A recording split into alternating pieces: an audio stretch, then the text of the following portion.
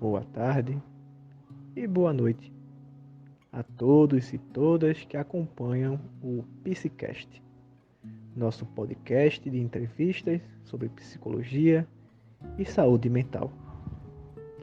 Hoje teremos duas entrevistas maravilhosas para lhes apresentar.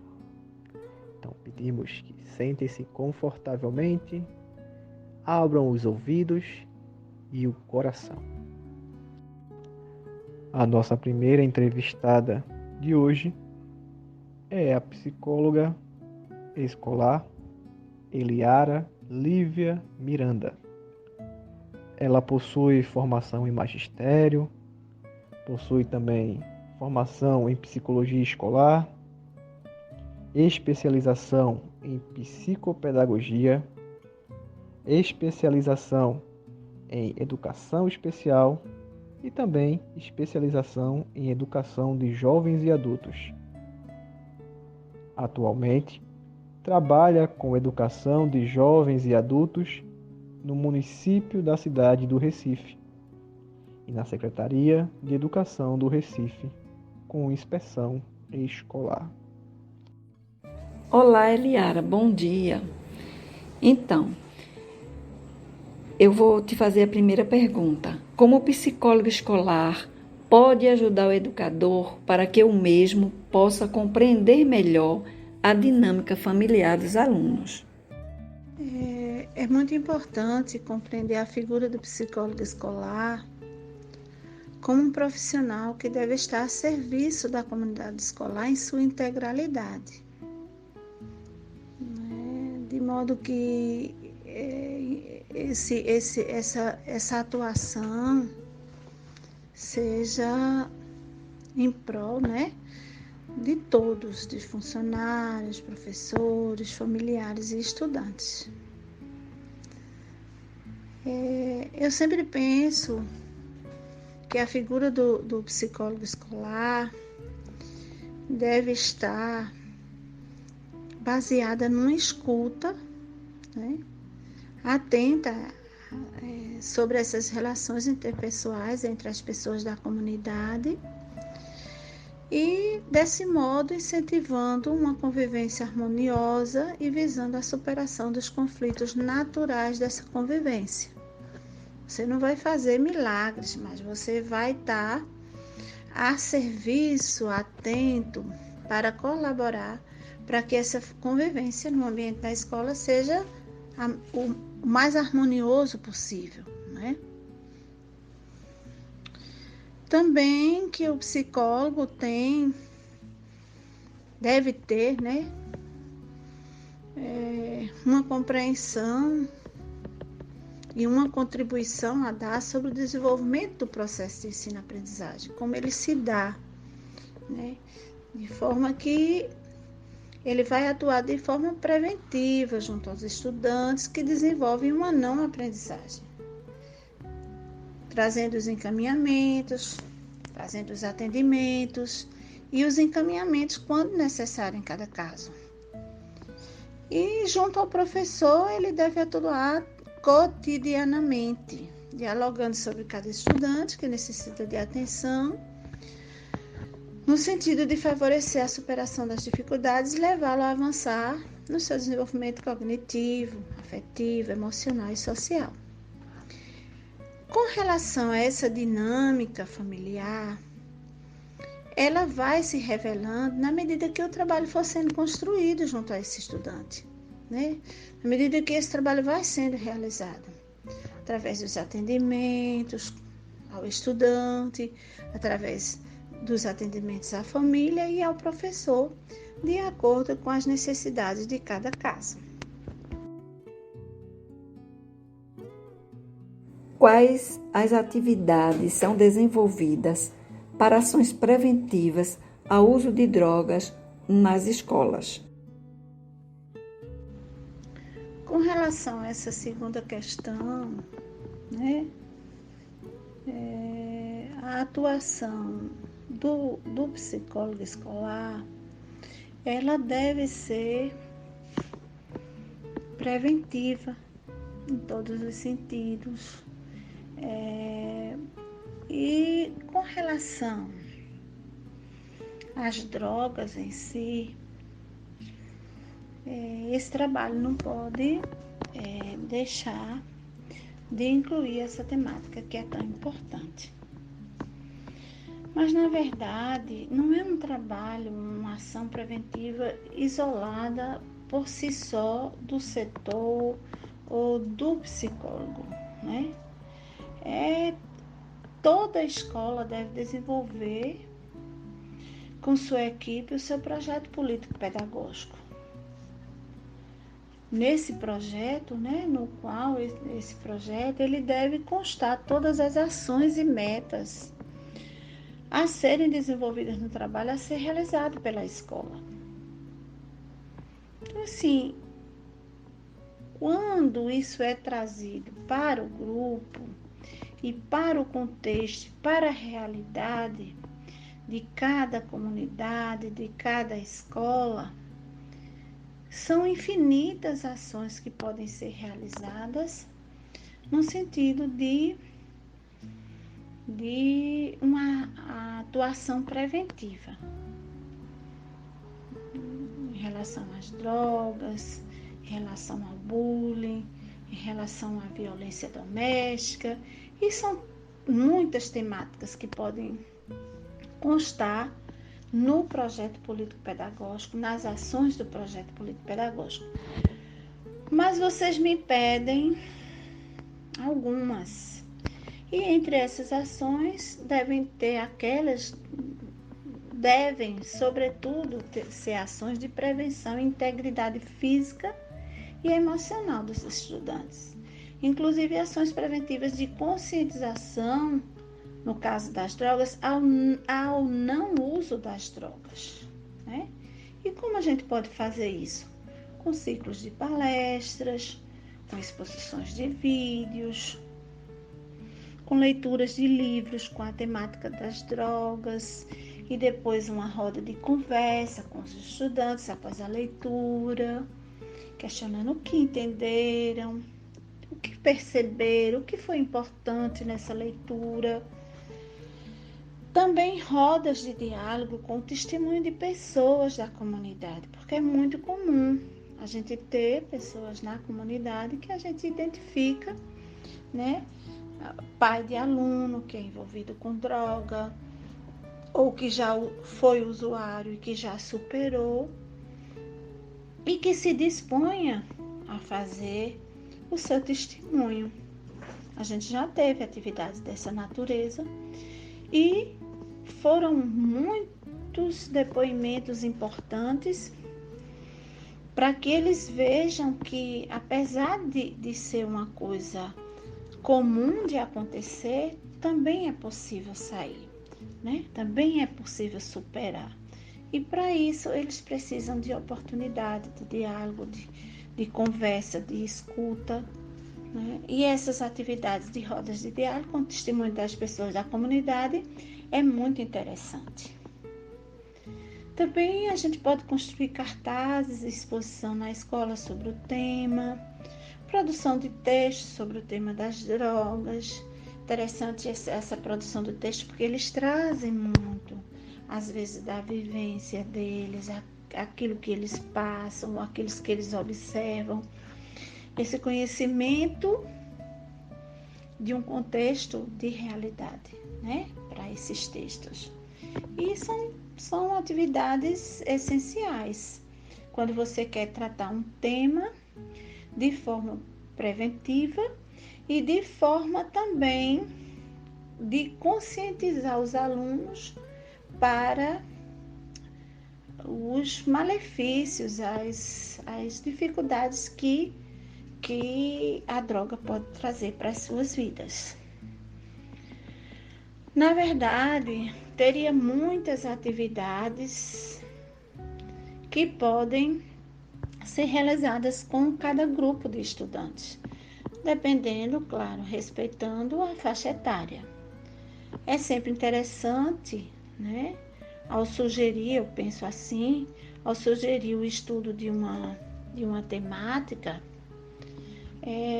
saber um pouco, né, o que é que os alunos querem, né, saber o que é que eles sugerem para o tema de estudo, ouvir os estudantes e também fazer uma sondagem sobre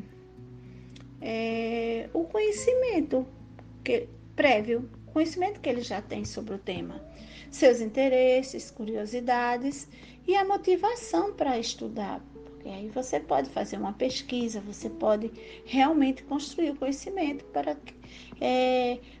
sobre o assunto ou o tema a ser trabalhado no grupo, dependendo dos interesses deles. Como é conduzida as intervenções no cenário escolar com respeito à figura do educador na construção do conhecimento sem imposições ou controle? No meu entendimento, essa terceira questão que vocês trazem, né, com relação à construção do conhecimento sem imposição ou controle, tem a ver com os aspectos ideológicos de cada educador ou de cada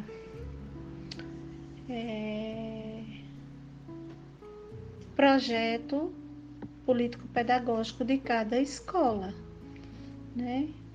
E é muito interessante que essa questão ela vai perpassar em toda a construção do PPP, do projeto político-pedagógico da escola. Nesse projeto, a gestão escolar estabelece as metas e ações do trabalho, né? E se ele acredita, né, num trabalho construído nesse ambiente favorável ao diálogo, à autonomia da atuação do professor e acredita numa gestão democrática, eu acho que o educador tem N possibilidades de desenvolver um trabalho de construção, né, onde ele e o aluno ambos são importantes no processo de ensino e de aprendizagem. Embora a gente saiba, né, dos desafios que uma prática democrática impõe.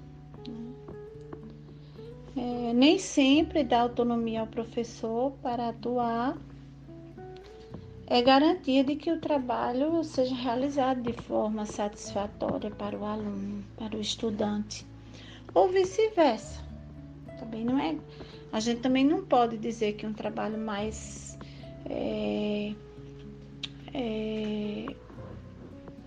tradicional, né, mais autoritário, só autoritário ou só tradicional, vai repercutir numa não aprendizagem. Então, assim, eu acho que essas questões, elas não têm como não fundamentarem o projeto político-pedagógico da escola, porque é a identidade da escola.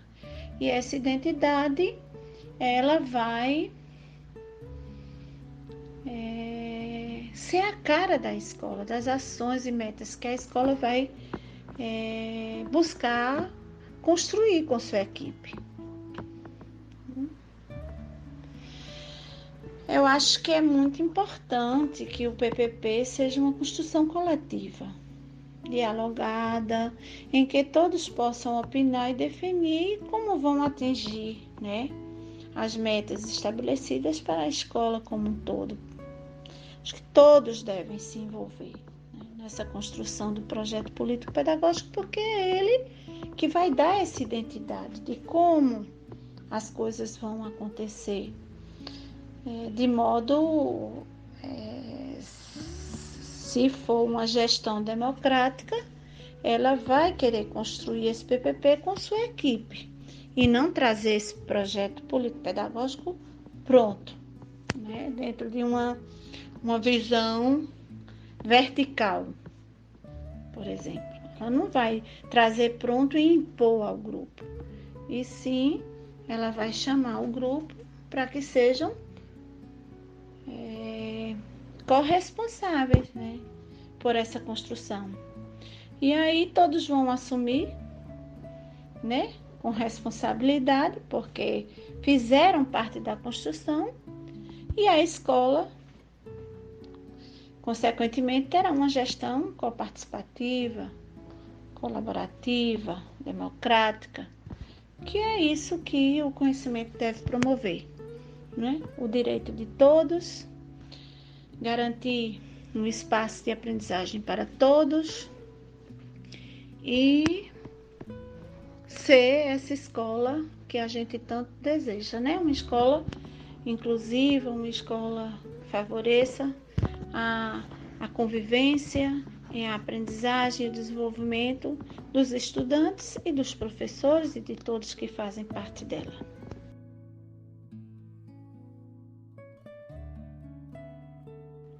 A nossa segunda entrevistada deste programa é a psicóloga organizacional Karina Tavares.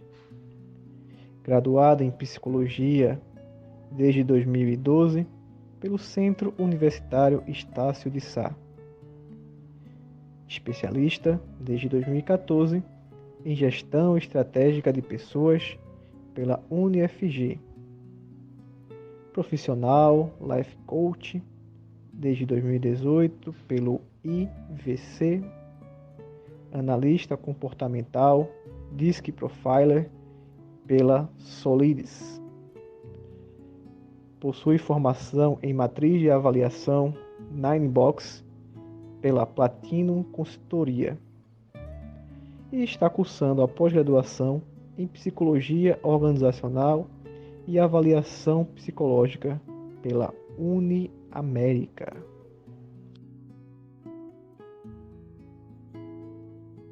Segundo Karina Tavares, seu trabalho consiste em preparar candidatos para se recolocarem no mercado de trabalho de maneira rápida e estratégica. Para isso, realiza mentorias completas, desde a busca pelo primeiro emprego, emprego novo, transição de carreira, atrelando ao processo de orientação vocacional, avaliação psicológica, reformulação do currículo e assessoria pelo LinkedIn. Preparação para os novos tipos de entrevistas na prática online. Karina, quais habilidades você precisou desenvolver neste período de pandemia? Então, as habilidades que eu precisei desenvolver nessa pandemia foram diversas. Primeira coisa foi entender o momento, apesar da gente não ter tantas informações, buscar, buscar informatizar todos os meus processos. Hoje, como psicóloga organizacional, eu atuo praticamente em 3 nichos, que é como consultora de recursos humanos, que eu presto serviço para as empresas para fazer recrutamento, seleção, treinamento, como professora universitária no curso de psicologia e também como orientadora vocacional, né, e profissional, que eu ajudo profissionais a se recolocarem no mercado de trabalho e desenvolver suas habilidades. Então, enquanto profissional, eu precisei desenvolver essa capacidade de flexibilidade, eu precisei flexibilizar o meu trabalho. A minha sabedoria também e paciência, eu precisei ser mais sábia, ter mais escuta com os meus clientes, entender o momento que eles estavam passando. E criativa, eu tive que usar muito a criatividade para remodelar os processos que eu já fazia de uma forma diferente. Então, acredito muito que a criatividade, a inovação, a flexibilidade, paciência e sabedoria foram ferramentas que me ajudaram bastante a conseguir entender melhor esse cenário e conseguir trabalhar neste cenário. Como o psicólogo organizacional atua em relação à romantização do trabalho excessivo que chega à exaustão? Acredito que a romantização foi uma forma que o mercado criou como uma estratégia de fazer com que o sujeito, né, com que os trabalhadores acreditassem que ele tem uma capacidade de superação. Nós temos sim capacidade de nos superar, de inovar, de aprender e até passar por momentos de estresse.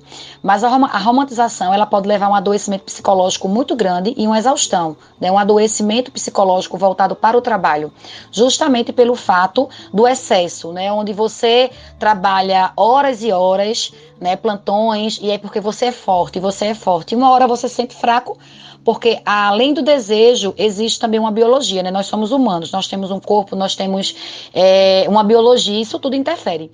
Um outro ponto também que o trabalho não é o nosso único centro de vida. Nós temos família, muitas pessoas têm filhos, estudam. Então, o trabalho, ele por muitas vezes toma todo o tempo do sujeito, né? E aí muitas organizações têm espaços que pressionam muito, ao qual suga do sujeito muito mais do que aquilo que ele possa dar. E aí leva exaustão, leva adoecimento psicológico.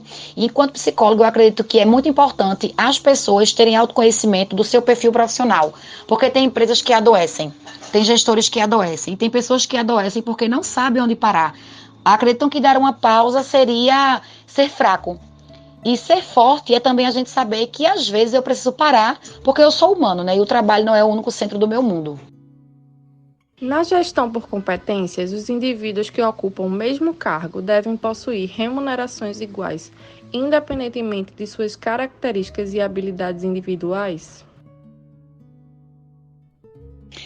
A questão de gestão por competência em indivíduos que ocupam o mesmo cargo é porque provavelmente a empresa ela já traçou um perfil profissional e essas pessoas que ocupam esses cargos, eles têm características muito similares ao descritivo do cargo. No entanto, o ambiente organizacional pode mudar muito o comportamento de cada pessoa, né? Então, tem pessoas que reagem de uma forma a uma determinada pressão, a um determinado momento profissional ou até o seu momento de vida pode interferir no trabalho. Então, o comum é que as organizações, elas criem descritivos de cargos e que elas busquem profissionais que se adequem mais, que tenham muito mais desse perfil para ocupar esse cargo. E, obviamente, também que pelo nível hierárquico, enfim, e as características que as pessoas recebam os mesmos salários. Porém, normalmente as empresas, elas têm o que a gente chama de avaliação com foco em competências, onde ela vai observar, nesse giro de 360 graus, né, um ano de empresa, como aquelas pessoas que ocupavam determinado cargos, elas sobressaíram ou tiveram as habilidades mais do que as outras pessoas, e o que isso pode fazer com que alguém tenha características que podem ser mais positivas e que podem levar a crescimentos de cargos, de salário, enfim. Por mais que você contrate uma pessoa e contrate uma outra com o mesmo cargo, com as mesmas competências, as pessoas não vão se comportar igual, porque as pessoas são diferentes. E aí, se a empresa tiver essa estratégia de aplicar avaliações de desempenho, a empresa pode mensurar, inclusive entendendo também o momento profissional de cada pessoa. Né? O que é que ela pode dar? Por que uma pessoa sobressaiu em relação à outra? Às vezes o momento de vida, o histórico de vida de um profissional é diferente do hoje. Inclusive sonhos, almejos e desejos. Então é isso, meus queridos e minhas queridas. Chegamos ao final de mais um episódio do nosso Psicast. Esperamos que este programa tenha servido para suas reflexões, meditações e, acima de tudo, que ele tenha sido transformador. Bom dia, boa tarde e boa noite.